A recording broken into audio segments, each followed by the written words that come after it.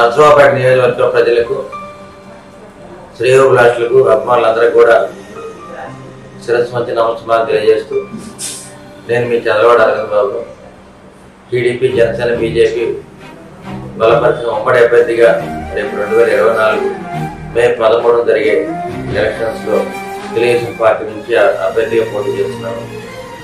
ఎండనక, వాననక, రాత్రనక, పగలనక 2019లో ఓడిపోయిన తర్వాత అప్పటి నుంచి కూడా 5 ఏళ్లుగా నా ప్రజల కోసం, నా ప్రజల కొరకు ఆశ్రమపడి కష్టపడుతూ ప్రజల యొక్క సమస్యలు తెలుసుకొని మరి ప్రతి సోమవారం స్పందన కార్యక్రమానికి వెళ్ళి వారి సమస్యల్ని పరిష్కరించడానికి అన్నిత్యం పోరాటం చేస్తున్న మీ అన్నని, మీ చంద్రబాబు అరవింద్ బాబుని అభినందించండి, ఆశీర్వదించండి, దీవించండి.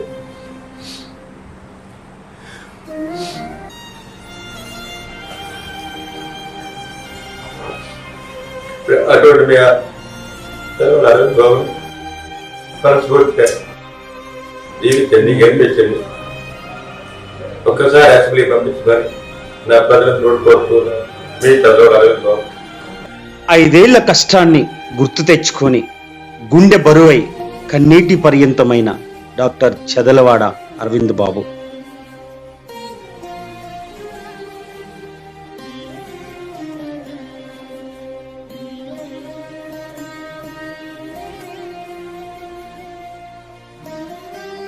ముప్పై 35 ఏళ్ళుగా నా భర్త నర్సరావుపేట పట్టణంలో ఒక అత్యంత సక్సెస్ఫుల్ ఆర్థోపెడిక్ సర్జన్గా పనిచేస్తున్నారు. అందరికీ తెలిసిన వ్యక్తే, అందరూ అభిమానించే వ్యక్తే నా భర్త.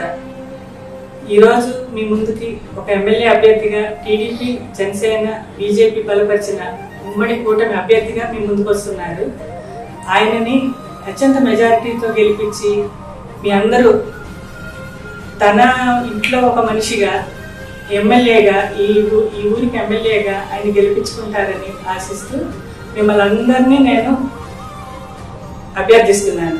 మే 13వ తారీఖు జరగబోయే ఎలక్షన్స్ లో కంటెస్ట్ చేయబోతున్నారు. ఈ 5 సంవత్సరాలు, గడిచిన 5 సంవత్సరాలు ఆయన వృత్తిని, కుటుంబాన్ని పక్కన పెట్టి ఎంతగానో కృషి చేసి నర్సరావుపేట ప్రజలందరికీ అండగా ఉన్నారు. మనం ఆయన గెలిపించుకునే టైం ఆసన్నమైంది.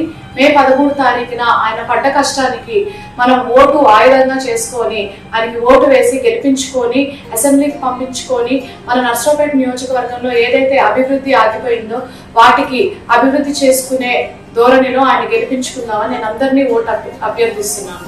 గడిచిన 5 సంవత్సరాలు నాన్నగారు డాక్టర్ చదలవాడ అరవింద్ బాబు గారు నిత్యం ప్రజాక్షేత్రంలో ఉంటూ కార్యకర్తలకు, నాయకులకు అండగా ఉంటూ ఎన్నో ఒడిదుడుకులు తట్టుకొని తన శక్తికి మించి మీకోసం, మన నియోజకవర్గం కోసం ఎంతో పాటుపడ్డారు. అలాంటి ఒక మంచి నాయకుడిని మనం అసెంబ్లీకి పంపించాలని చెప్పేసి కోరుకుంటున్నాను.